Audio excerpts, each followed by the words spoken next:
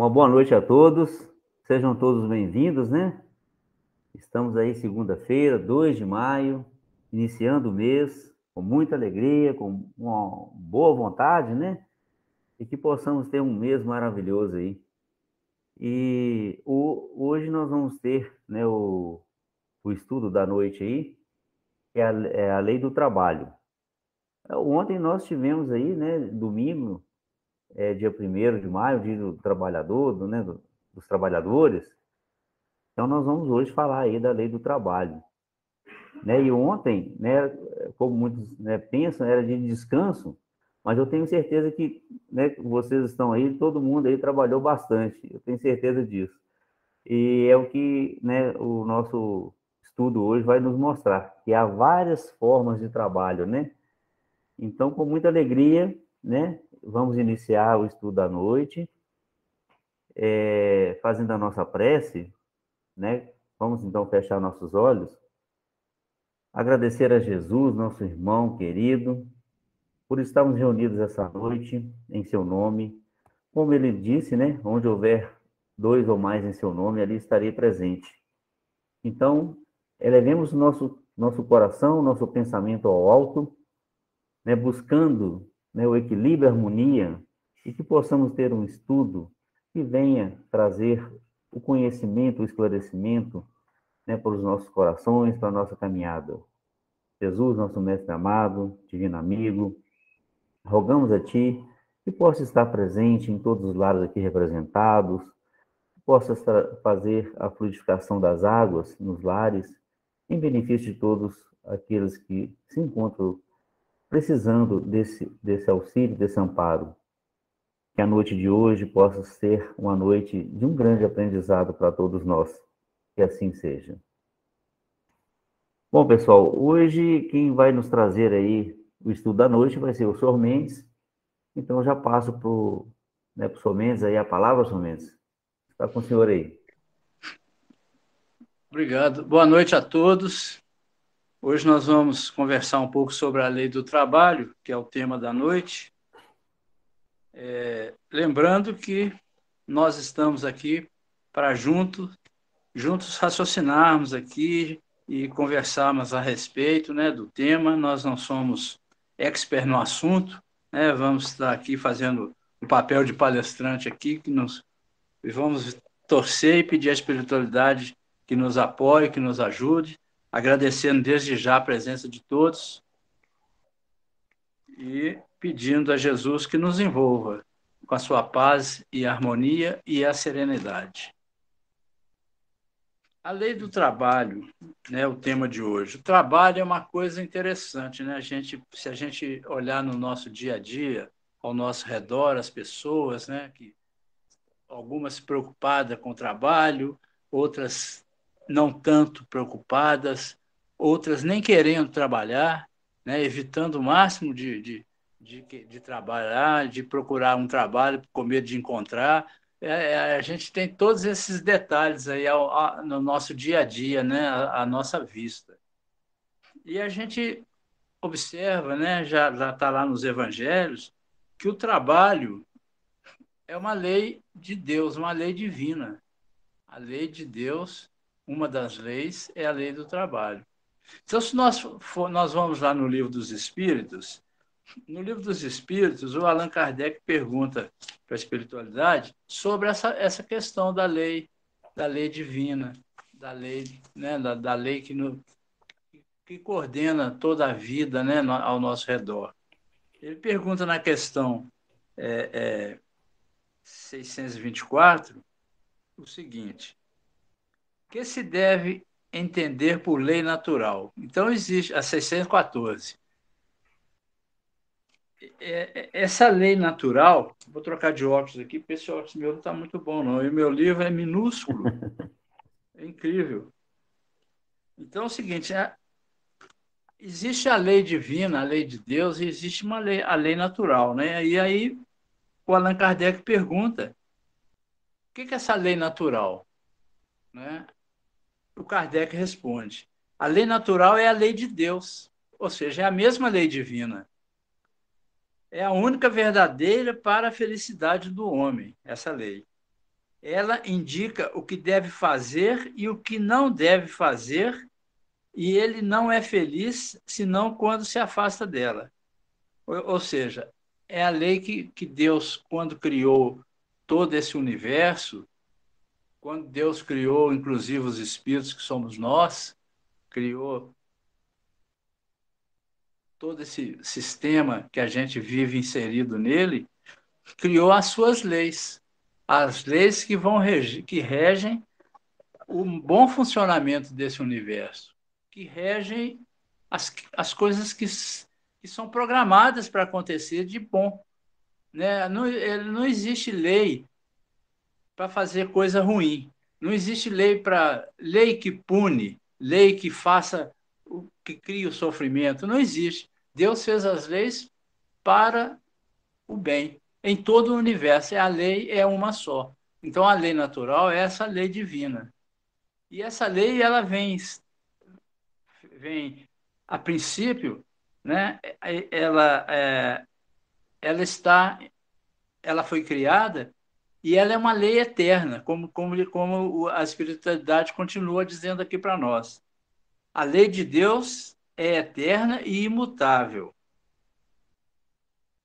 tanto quanto o próprio Deus. Então, ela é perfeita, eterna e imutável, não se altera. Ao longo dos milênios que vão passando, essa lei é a mesma. E em todo o universo, essa lei é a mesma, porque ela é perfeita. Deus não pode se enganar. Os homens é que são obrigados a mudar suas leis porque são imperfeitas. As leis de Deus são perfeitas. A harmonia que rege o universo material e o universo moral está fundada sobre as leis que Deus estabeleceu para toda a eternidade. Então, está aí esclarecido. A primeira coisa que Deus fez assim que criou todo esse universo, criou as leis para reger esse universo, né? E aí, mais para frente, Allan Kardec pergunta assim: Deus deu a todos os homens os meios de conhecer a sua lei?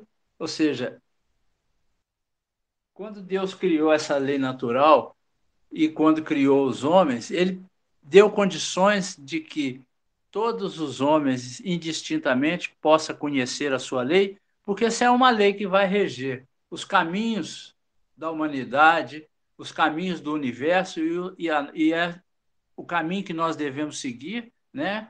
E nós temos que conhecê-la. Então ele pergunta: Deus deu a todos esse meio de conhecê-la? E a espiritualidade responde o seguinte: todos podem conhecê-la, mas nem todos a compreendem. Os que a compreendem melhor são os homens de bem e aqueles que querem procurá-la. Entretanto, todos a compreenderão um dia, porque é preciso que o progresso se cumpra. Então, essa lei, por mais que seja difícil para alguém conseguir encontrar essa lei ou seguir essa lei, a partir do momento que ele queira realmente saber a verdade, conhecerás a verdade e ela vos libertará, ele encontrará meios para poder ter conhecimento dessa lei. E mais para frente pergunta uma outra coisa muito interessante, na questão 621. Então, se Deus criou essa lei, ele colocou essa lei, ela está escrita onde? Em que lugar?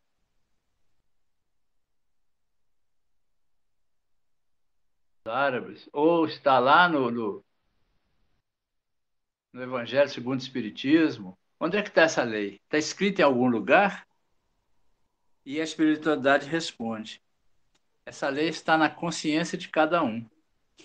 Olha que interessante. Então, Deus criou as leis.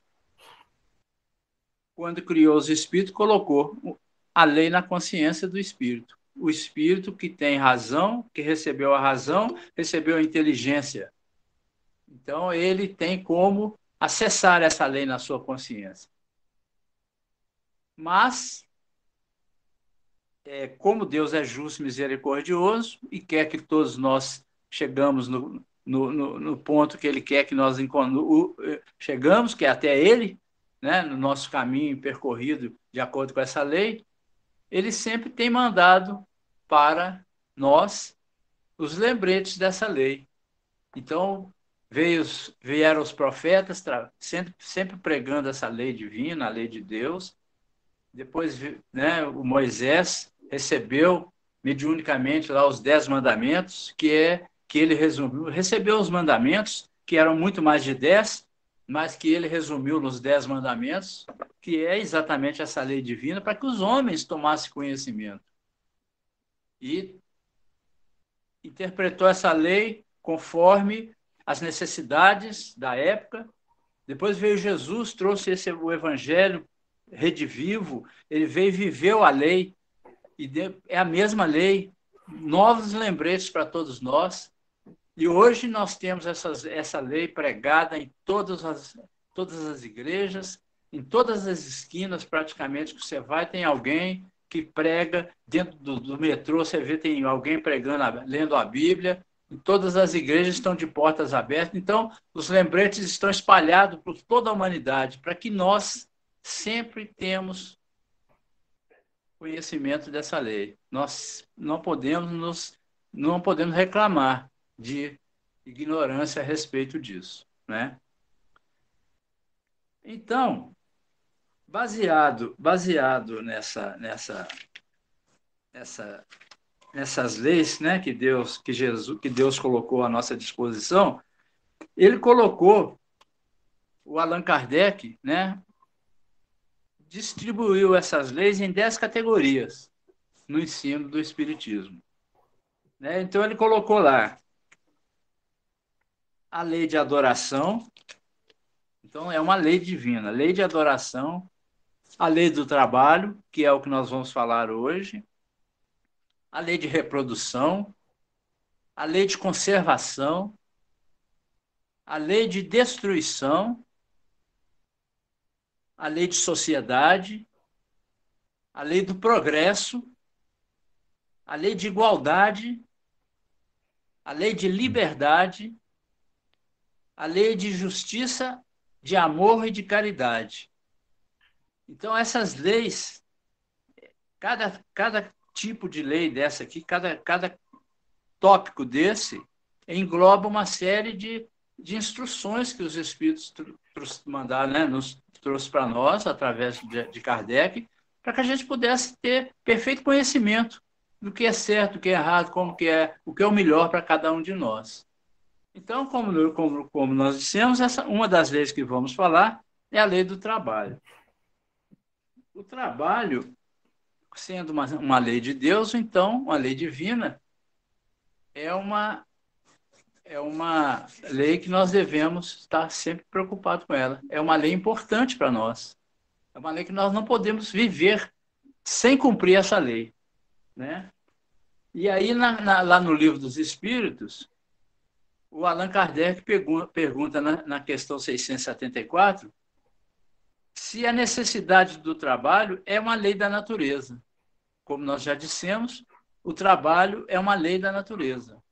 E por isso mesmo é uma necessidade de todos nós, de toda a natureza. Não é só de nós, homens encarnados, espíritos, mas de toda a natureza. Todos trabalham na natureza. A civilização obriga o homem a trabalhar mais. Hoje em dia, o homem tem cada vez mais trabalhado, uma exigência maior de trabalho, exatamente porque, à medida que o homem trabalha, ele adquire mais inteligência, ele aprimora os seus conhecimentos, então ele constrói mais. E cada vez mais ele tem necessidade de expandir esses conhecimentos. Então, cada vez que ele expande esse conhecimento, ele sente necessidade de maior conhecimento e, consequentemente, de maior trabalho. Então, antes, quando o homem primitivo ainda não tinha conhecimento, né, não tinha desenvolvido a sua inteligência, essa lei do trabalho dele era mínima. Ele tinha só que caçar para alimentar e se preocupar em se proteger das intempéries. Era a única coisa. A lei de conservação fazendo efeito, né, agindo em cima dele, né, na vida dele, e ele tinha a preocupação de conseguir o alimento para se sustentar. À medida que o homem evolui, à medida que ele exerce a sua inteligência, à medida que ele aprimora os seus conhecimentos, ele mais trabalho ele tem, porque ele sente necessidade dessa expansão. E isso é que é o progresso acontecendo na vida do espírito. Por isso a importância do trabalho, né? E aí o Allan Kardec ainda pergunta para a espiritualidade: devemos entender por trabalho somente as ocupações materiais? Ou seja, será que o trabalho, então, é só eu ter que fazer uma casa, construir um edifício, trabalhar na limpeza, varrendo uma rua, varrendo a casa, lavando as vasilhas, fazendo alimento? É só as questões materiais, só isso que a gente pode entender que é trabalho? E a espiritualidade vem respondendo: não. O espírito também trabalha como o corpo. Toda ocupação útil é trabalho. Então, Allan Kardec já coloca aqui uma definição mais ampla, que tudo aquilo que tem utilidade que nós fizermos, nós estamos trabalhando. Não necessariamente o trabalho braçal, não necessariamente o trabalho manual, um trabalho mental. Então, esse trabalho mental, ele ajuda tanto quanto o outro trabalho material no progresso e no desenvolvimento da humanidade e do próprio homem, né? Então, Allan Kardec pergunta: por que o trabalho é imposto ao homem? Isso na questão 676. Por que o trabalho é imposto? É uma consequência de sua natureza corpórea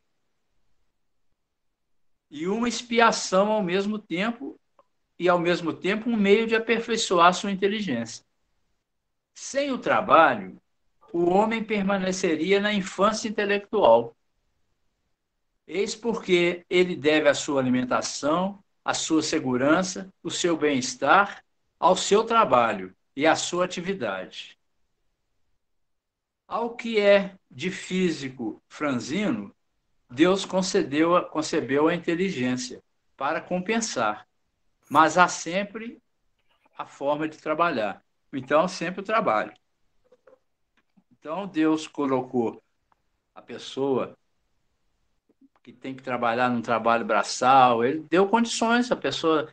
A gente vê aí as pessoas fortes, sadias, e, em compensação, nós temos muitos irmãos que são mais deficientes, que são mais franzinos, que não têm uma saúde muito boa, mas que têm uma inteligência desenvolvida, que gosta de estudar, que consegue participar de trabalhos intelectuais, consegue criar atividades e uma série de coisas boas para a vida do próprio homem, né? Consegue contribuir nas artes, na comunicação, na música, né? E tudo isso é trabalho útil, é trabalho útil. Então, ninguém tem como alegar que não tem condições de trabalhar, desde que a pessoa tenha o bom senso de saber que a importância desse trabalho para cada um, para o desenvolvimento de cada um. E a gente pode observar o seguinte: tem muita gente que não gosta de trabalhar realmente.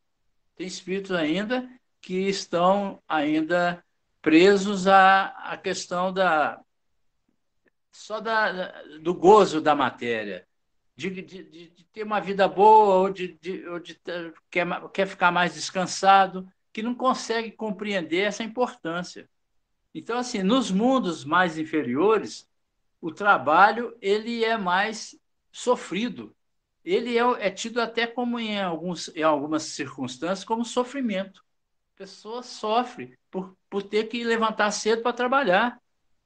Tem muitas pessoas que a gente vê que trabalha, tem um emprego, ganha um salário, mas está mal satisfeita, nunca está alegre para ir trabalhar.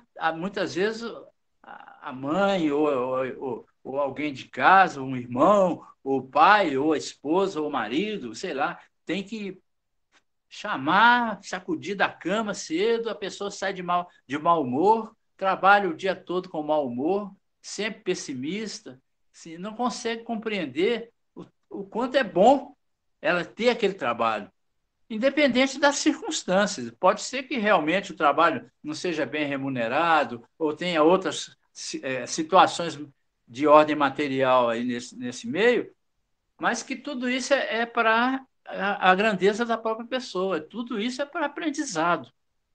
O fato principal é que a pessoa tem um trabalho para fazer. E muitas vezes as pessoas relegam esse trabalho, às vezes faltam do trabalho sem necessidade, né? Ficam até satisfeitas quando são dispensadas do trabalho.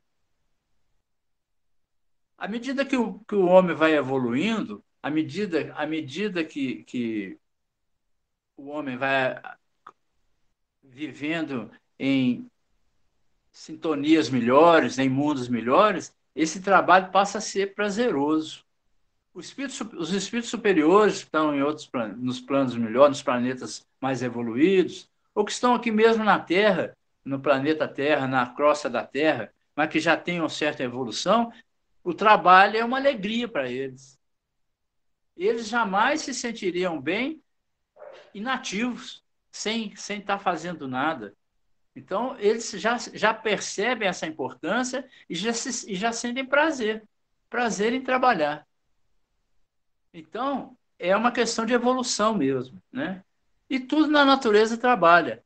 Os animais trabalham, as plantas trabalham, a gente vê os vegetais, as plantas, elas fazendo aquele papel, desde a semente até uma árvore frutífera, o papel ali dessa essa evolução, né, da semente, né, a semente evoluindo, crescendo o caule, se formando uma árvore, frutificando, tudo isso é trabalho da natureza, é trabalho. E Deus fornece a essas energias tudo que elas precisam. Aos vegetais, aos animais, Deus dá aos animais tudo que eles precisam.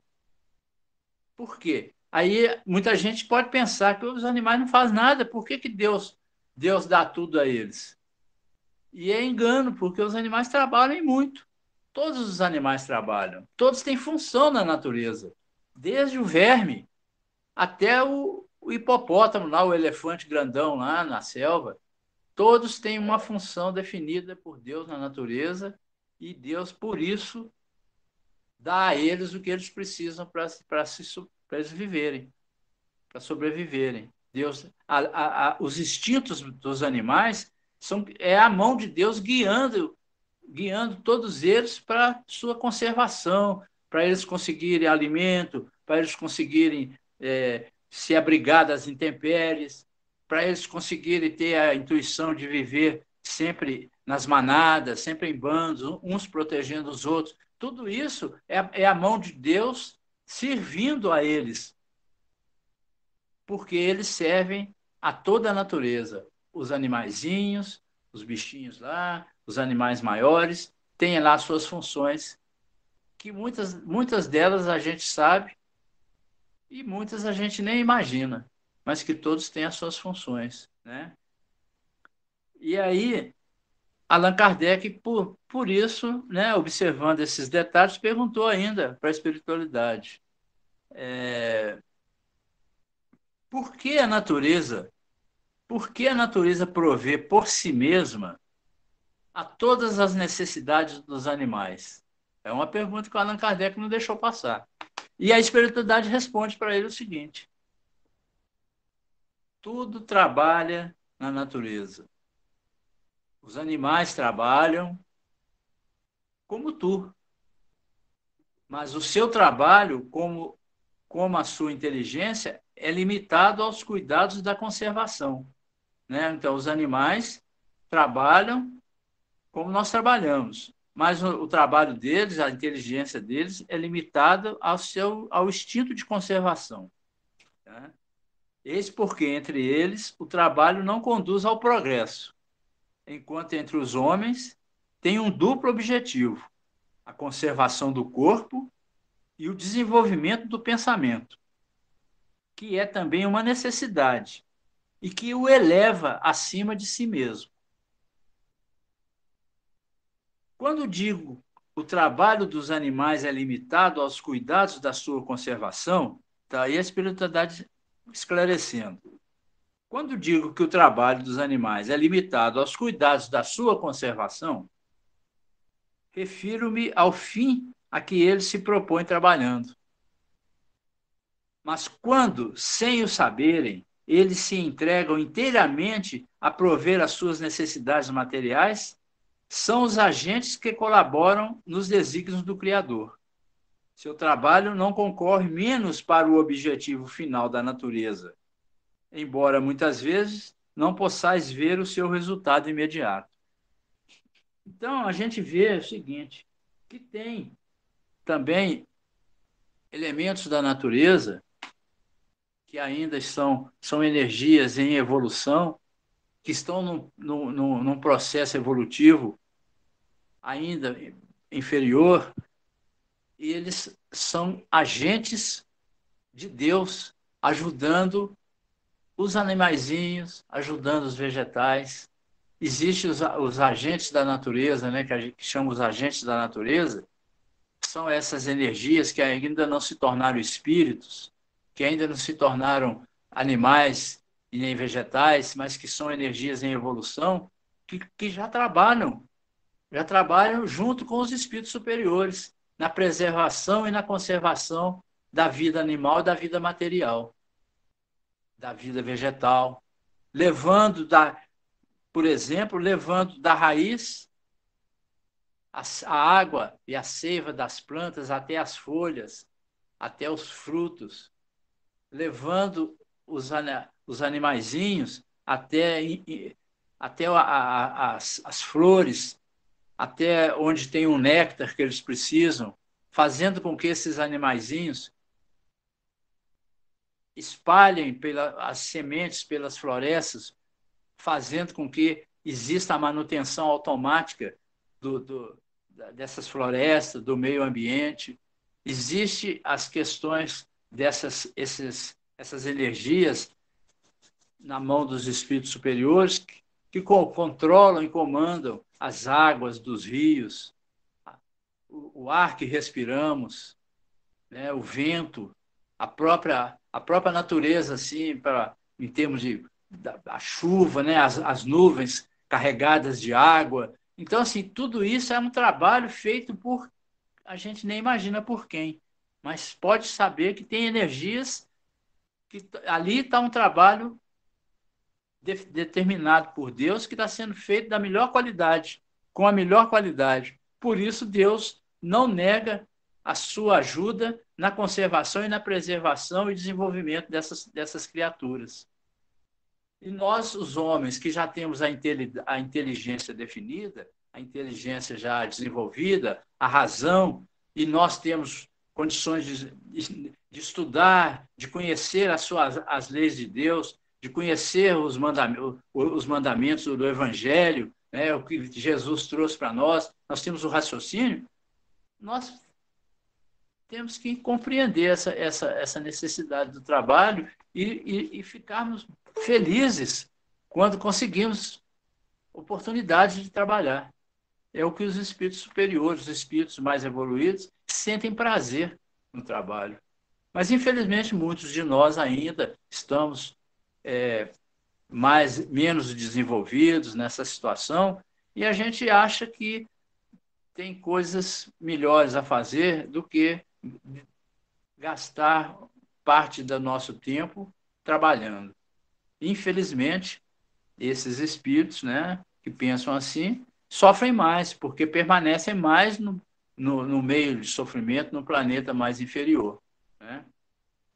E aí o Allan Kardec ainda continua perguntando para a espiritualidade. Nos mundos mais aperfeiçoados, né, aquilo que eu falei, os mundos melhores, as regiões melhores, o homem é submetido à mesma necessidade do trabalho? E a espiritualidade vem dizer o seguinte: a natureza do trabalho é relativa à natureza das necessidades. quanto menos necessidades materiais, menos material é o trabalho. Ou seja, no mundo mais evoluído, onde a matéria tem menos influência, e ela é menos necessária, o trabalho também é de ordem sem ser material, né? Porque ele é proporcional à qualidade do ambiente, da sintonia daquele mundo. Então, se o mundo tem uma influência menor da matéria, o trabalho material também é menor. O trabalho espiritual, o trabalho intelectual é o trabalho maior, né? E a gente vê o seguinte, se nós dividirmos aí o trabalho, né? A gente pode ver que a gente tem o trabalho material, como foi dito lá no início, a gente tem o trabalho espiritual e o trabalho moral, né? São três, a gente pode dividir assim. Trabalho material é o trabalho da subsistência, que o homem trabalha para se manter, para poder viver, né? Para poder ter o seu conforto material no planeta, né? Mediante o trabalho remunerado, o homem modifica o meio em que vive. Ele cria condições de conforto. Através do trabalho, a abnegação, do qual não ocorre troca nem permuta de remuneração, ele se modifica a si mesmo, que é o trabalho espiritual. Ele vai trabalhar em benefício do seu crescimento espiritual. É o trabalho mental, o trabalho intelectual, né?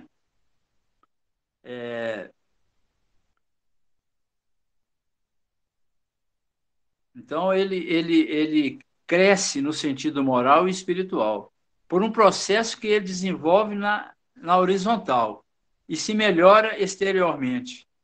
Pelo outro, ele ascende no sentido vertical. Então, o trabalho material, ele cresce numa situação horizontal. Ele vai crescendo, adquirindo coisas, mais conforto, vai descobrindo mais coisas, vai trabalhando mais. No sentido espiritual, ele vai ascendendo mais no sentido horizontal, mais a Deus. Ele vai trabalhando as suas necessidades de reforma íntima, ele já se preocupa com amor ao próximo, ele já se preocupa em fazer um trabalho beneficente, ele vai ser um tarefeiro na fraternidade espírita, ele vai trabalhar a caridade para com as pessoas, a benevolência, a indulgência. Então ele vai trabalhar em si, aquele bom combate, lutar contra as suas deficiências e tentar se transformar sempre num homem melhor, transformar sempre o ambiente em que ele vive num ambiente acolhedor.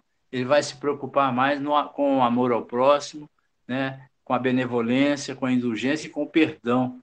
Vai sempre estar perdoando, vai sempre estar preocupando em não julgar. Então, esse é o trabalho espiritual, o trabalho que ele vai sempre crescendo verticalmente. O outro trabalho é o trabalho que ele se mantém para criar a sua família, para poder se sustentar, para poder criar o seu conforto material, a sua casa, o seu carro. Então, esse é um trabalho que ele cresce sempre na horizontal. Ele não cresce verticalmente, ele cresce na horizontal. Mas o outro, que é paralelo, vai fazendo com que ele vá subindo na escala espiritual, né? Sem o trabalho, o homem permaneceria sempre na infância quanto à inteligência. Então, sem ele trabalhar, ele nunca ia desenvolver a inteligência dele. Ia ser sempre aquele ser que não sabe sair do lugar, dar um passo. Por isso é que seu alimento e a sua segurança, o seu bem-estar, depende desse trabalho manual que ele tem que fazer. Então, para ele ter seu alimento, a sua condição de vida, o seu conforto, a sua segurança, o seu bem-estar, ele tem que trabalhar. Então, por isso a lei é importante e é obrigatória, porque senão ele não sai do lugar. Se ele não tiver essa situação, ele não desenvolve, né?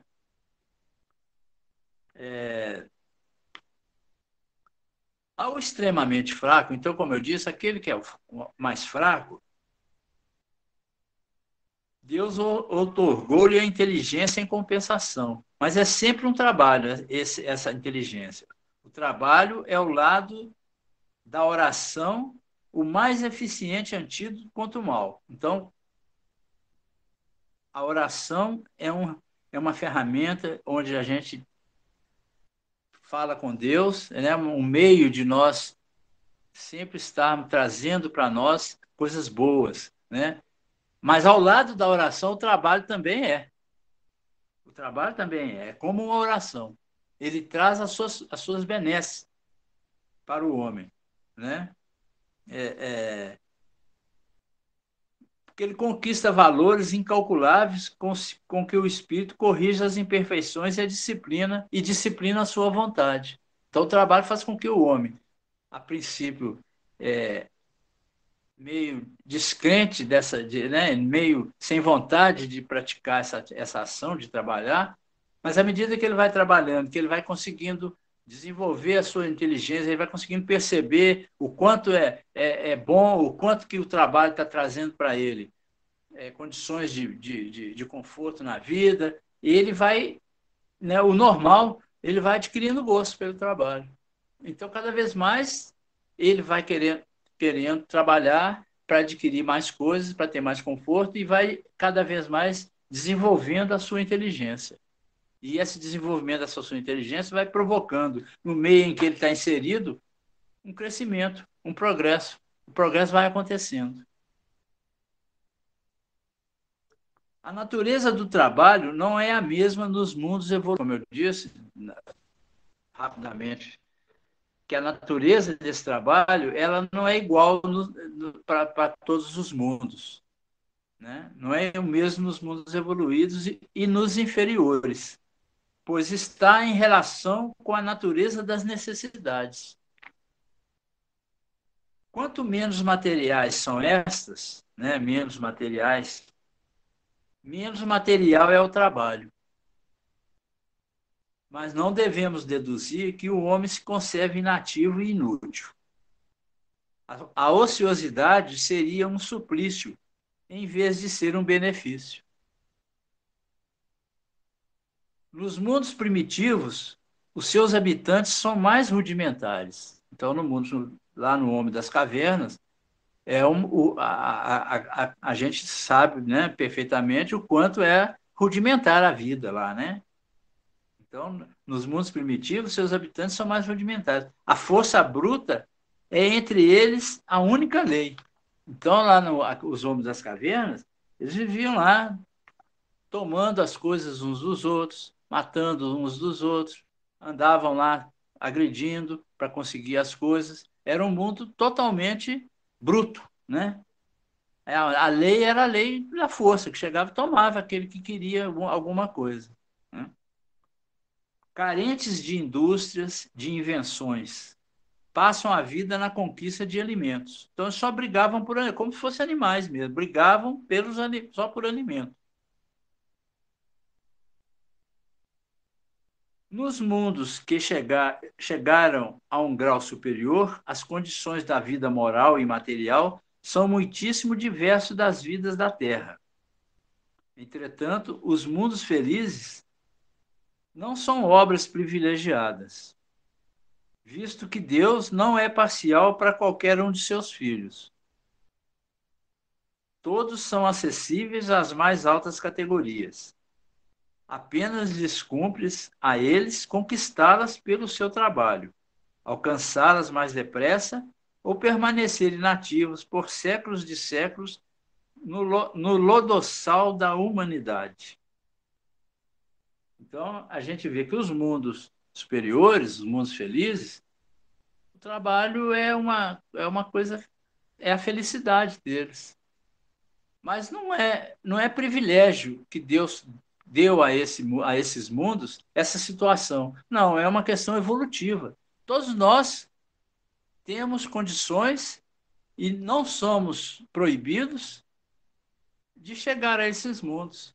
Basta que nós, através do nosso trabalho, tanto material quanto o trabalho espiritual, nós conquistemos as condições necessárias para poder chegar a esses mundos.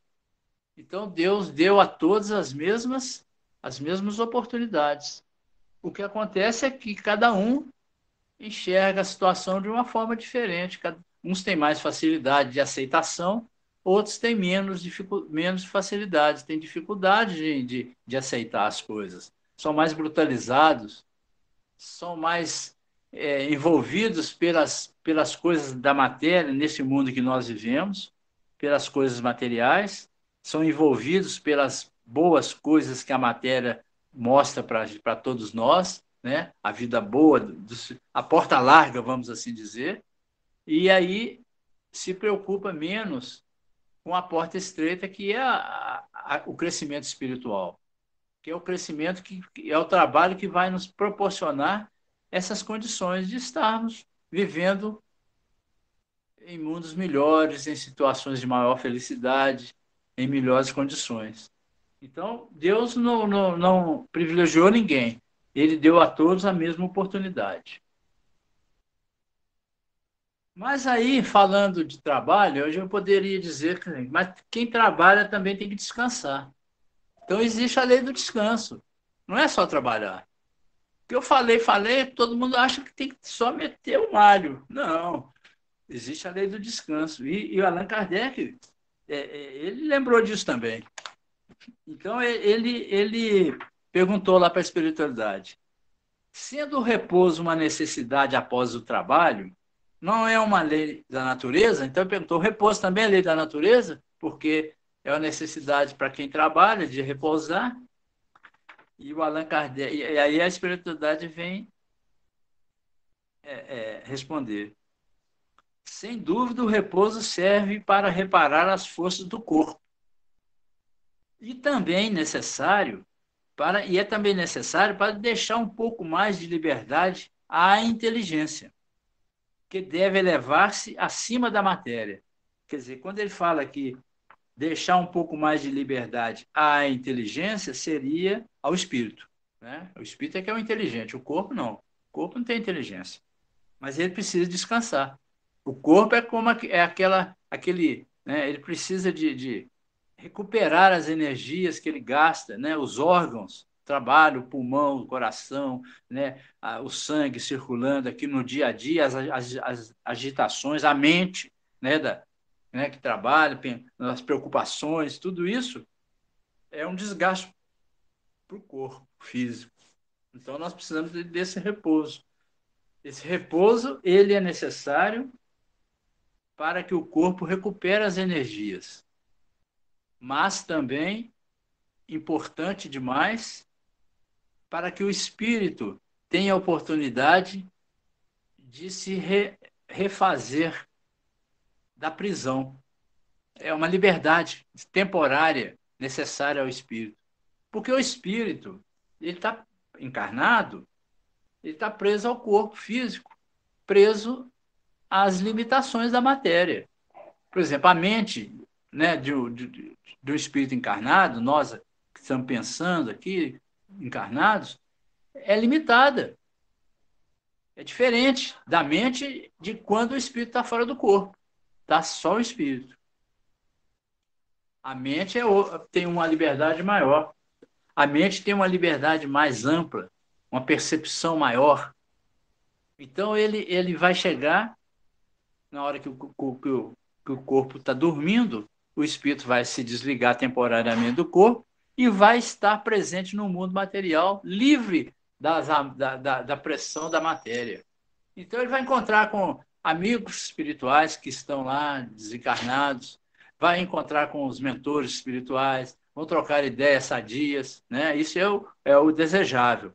Vão trocar ideias sadias, vão sair para aprendizado, e tem espírito que participa de reuniões, de estudos lá no plano espiritual, rever seu planejamento reencarnatório.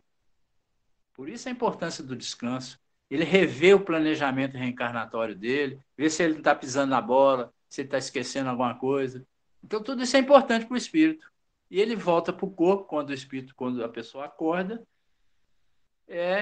já refeito intimamente desse cansaço, dessa prisão que ele vive no dia a dia. Então, a importância do sono, do descanso, para que o espírito possa ter essa liberdade. E o Allan Kardec continua perguntando: qual é o limite do trabalho? Aí vem uma questão interessante. Qual o limite do trabalho? É o limite das forças. Não obstante, Deus dá liberdade ao homem. Ou seja, o homem tem que trabalhar, deve trabalhar, enquanto ele aguentar trabalhar. Se bem que Deus lhe dá liberdade dele de aposentar com 40 anos de idade. É a liberdade dele de ação. Mas é importante que ele trabalhe enquanto ele tiver força para trabalhar. Essa é a ideia. Porque ele não vai passar por esse processo de depreciação do organismo por falta de funcionamento. Você vê, você para muito tempo de fazer alguma coisa, quando você vai refazer aquilo, voltar àquela atividade, tem uma dificuldade grande para poder recuperar a forma de fazer, o jeito de fazer. Seus membros não têm a agilidade que tinha, já perdeu a agilidade, então, porque ficou parado. Então, assim, o homem, nós devemos trabalhar no limite das nossas forças, claro, sem forçar, mas trabalhar sempre. Como o trabalho não necessariamente é um trabalho material, pesado, bruto, nós podemos trabalhar mentalmente, trabalhar intelectualmente. Se eu não aguento mais, se eu não aguento mais sair de casa para poder trabalhar fora, porque eu já tenho dificuldade de caminhar, ou tenho dificuldade, já estou com a idade mais avançada, o corpo já está mais cansado, mas eu posso trabalhar intelectualmente no computador, fazendo um trabalho sem esse esforço físico, mas trabalhando mentalmente, contribuindo, continuando a contribuir para o progresso do meio onde eu estou inserido, para a minha própria família. Posso continuar trabalhando, eu posso trabalhar dentro da minha casa, construindo coisas, pintando, ou escrevendo um livro, ou tocando uma música, criando músicas, participando de reuniões onde eu levo sempre alguma coisa produtiva, alguma coisa que acrescenta às pessoas ali. Então, assim, sem ficar entregue àquela situação assim, não aguento mais, não vou fazer mais nada, já estou cansado, já, já, já fiz o que eu tinha de fazer. Não é por aí o caminho, né? E aí o Allan Kardec ainda pergunta uma coisa importante que a gente não considerou. Não há homens que são impossibilitados de trabalhar, seja no que for, e cuja existência é inútil? Então, aquela situação daquela pessoa que adoece, que está doente, que não consegue fazer nada. E aí, a resposta da espiritualidade. Deus é justo e só condena aquele cuja existência for voluntariamente inútil. Voluntariamente inútil. Porque esse vive na dependência do trabalho alheio. Ele quer que cada um se torne útil na proporção de suas faculdades. E aí vem a outra pergunta. A lei da natureza impõe aos filhos a obrigação de trabalhar para os pais? Então, já considerando essas situações de, de cansaço, né, de não poder produzir, né, a pessoa já, a questão do idoso, né, a lei da natureza impõe aos filhos a obrigação de trabalhar para os pais? E a resposta é categórica. Olha, certamente, como os pais devem trabalhar para os filhos, eis porque Deus fez do amor filial e do amor paterno um sentimento natural, a fim de que, por essa afeição recíproca, os membros de uma mesma família sejam levados a se auxiliarem mutuamente. É o que, com muita frequência, não se reconhece em vossa atual sociedade. Então, ele fala que todos devemos trabalhar uns pelos outros, mas que, infelizmente, a gente não vê isso acontecer com frequência na sociedade. E aí, tem uma questão interessante,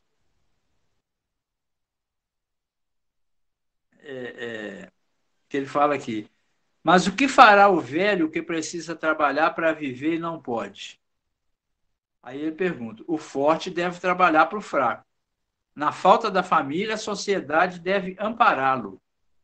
Para isso tem a lei da caridade. Essa é a lei da caridade. E o Allan Kardec vem fazendo o seguinte comentário. Comentário interessante do Kardec. Ele fala o seguinte: não basta dizer ao homem que ele deve trabalhar. É necessário também que o que vive do seu trabalho encontre ocupação. E isso nem sempre acontece. Isso é importante. Quando a falta de trabalho se generaliza, torna as proporções de um flagelo como a escassez. A ciência econômica procura o remédio no equilíbrio entre a produção e o consumo. Mas esse equilíbrio, supondo-se que seja possível, sofrerá sempre intermitências e durante essas fases o trabalhador tem necessidade de viver. Há um elemento que não se ponderou bastante e sem o qual a ciência econômica não passa de teoria: a educação. Não a educação intelectual, mas a educação moral. E nem ainda a educação moral pelos livros, mas a que consiste na arte de formar caracteres, aquela que cria hábitos, porque a educação é um conjunto de hábitos adquiridos. Quando se pensa na massa de indivíduos diariamente lançados na corrente da população, sem princípios, sem freios, entregue aos próprios instintos, deve-se admirar das consequências desastrosas desse fato? Quando essa arte for conhecida, compreendida e praticada, o homem seguirá no mundo os hábitos de ordem e previdência para si mesmo e para os seus, de respeito pelo que é respeitável, hábitos que lhe permitirão atravessar de maneira menos penosa os maus dias inevitáveis. A desordem, a imprevidência são duas chagas que somente uma educação bem compreendida pode curar. Nisso está o ponto de partida, o elemento real do bem-estar, a garantia da segurança de todos. Então, o Allan Kardec vem trazer uma coisa importante que até nos dias de hoje a gente vê, que é a necessidade do bom senso, né? De nós, do homem, nós trabalharmos, mas sermos previdentes, pensarmos na nossa família, pensarmos no nosso próximo, naquela situação do desperdício, né? Aquela situação do orgulho, do egoísmo, você querer fazer só para você, você acumular, aquele acumulador, pessoas acumuladoras que poderiam estar dividindo com os outros, com o próximo que muitas vezes precisa, e são acumuladores, não são previdentes. Não é que a gente tenha que juntar as coisas, assim, mas a gente tem que ter consciência de como gastar as coisas, de como não desperdiçar, de como dividir com o outro, de como poupar para ajudar quem precisa. Quando todos nós, essa é a questão da educação moral. Quando o homem começar a ter preocupação com esse lado, nós vamos ter os nossos celeiros disponíveis para que todos possam se servir dele. E vamos evitar que as pessoas que têm impossibilidades de fazer a sua parte, ou de trabalhar, ou de conquistar alguma coisa, mesmo para o seu sustento, para a sua conservação, nós podemos estar com os recursos disponíveis para contribuir com todos. Essa é a ideia da caridade, como Jesus assim pregou. Benevolência, indulgência, perdão, a preocupação com o outro. Pensar mais no outro do que em nós mesmos. Então, o trabalho é uma lei muito importante, porque faz com que o espírito e toda a natureza progrida, cresça, e aprenda a trabalhar de mãos dadas uns com os outros, para que todos cresçam, todos aproveitem, todos também contribuam, sem exceção nenhuma. E um dia todos nós estaremos nos mundos felizes. Eu acho que essa é o que eu poderia falar para vocês aí sobre o trabalho.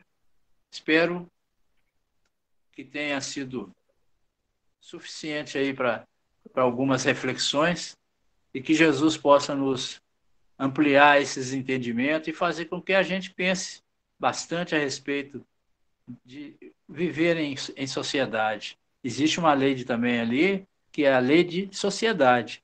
Se nós pegarmos o livro dos Espíritos ali e for ler a lei de sociedade, a gente vai ver quanto é importante a convivência com o próximo. Que Jesus nos abençoe e nos envolva a todos. Obrigado a todos pela paciência de me ouvir aí. Obrigado à casa pela oportunidade aí. Somente nós te agradecemos aí por colaborar conosco, né, nessa noite de hoje, nesse estudo, a lei do trabalho. E tem um ditado aí, um ditado antigo, né, que o trabalho dignifica o homem, né, somente. Exatamente. E o senhor falou de Jesus aí, nós estava só querendo lembrar uma passagem de Jesus, né, lá está em João, no capítulo 5, vai do versículo 2 até o 17. Onde que ele faz a cura, né, do enfermo, aquele enfermo lá, de Bethsaida, né, do tanque de Bethsaida. Então, por causa disso, porque ele curou aos sábados, né, ao sábado, por causa disso ele era perseguido pelos judeus, né. Então ele responde para os judeus, meu pai trabalha até hoje, e eu também. Então, ele trazendo para a gente, né, reforçando para a gente o quão importante o trabalho, né? Essa oportunidade, né, que traz para todos nós, para que possamos, como o senhor trouxe muito bem, essa evolução, né, essa nossa evolução, né, através do campo material, do campo espiritual, do campo mental, né? Essa oportunidade de progredir. Muito obrigado, São Mendes, pela contribuição de hoje aí. Prazer. Bom, companheiros, aproveitando aí o tempinho aí, vou ver se eu consigo passar aqui um videozinho, porque nós estamos fazendo, nesse mês de maio, uma campanha, né, para completar as cestas básicas, né, das famílias assistidas da casa. Deixa eu ver se eu consigo colocar aqui para vocês.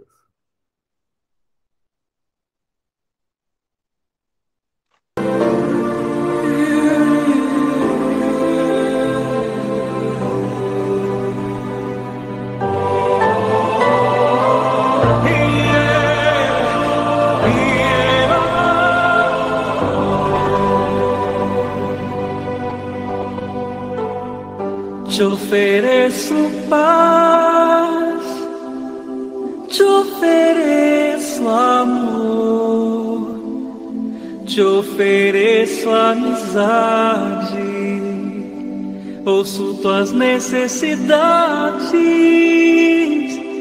vejo tua beleza, sinto os teus sentimentos. Minha sabedoria flui de uma fonte superior e reconheço esta fonte em ti. Trabalhemos juntos, trabalhemos juntos. Então, o convite é esse aí, companheiros, para trabalharmos juntos nessa campanha, né, para que possamos realmente completar essas cestas aí, né, para as nossas famílias que estão nos visitando, né, pedindo, né, essa colaboração.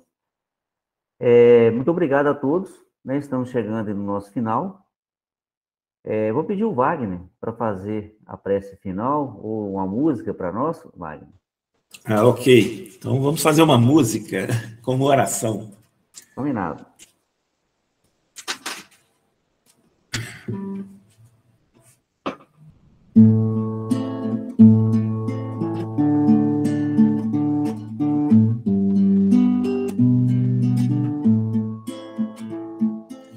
Eu plantei a humildade no jardim do coração e colhi felicidade, semeando o perdão.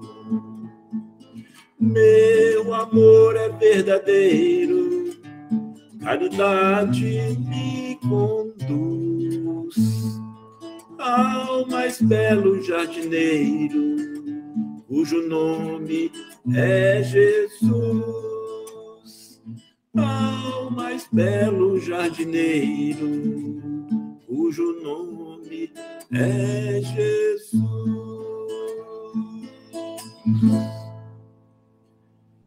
Boa noite a todos, trabalhemos juntos. Muito obrigado, Wagner. Companheiros, agradecidos por estar conosco essa noite.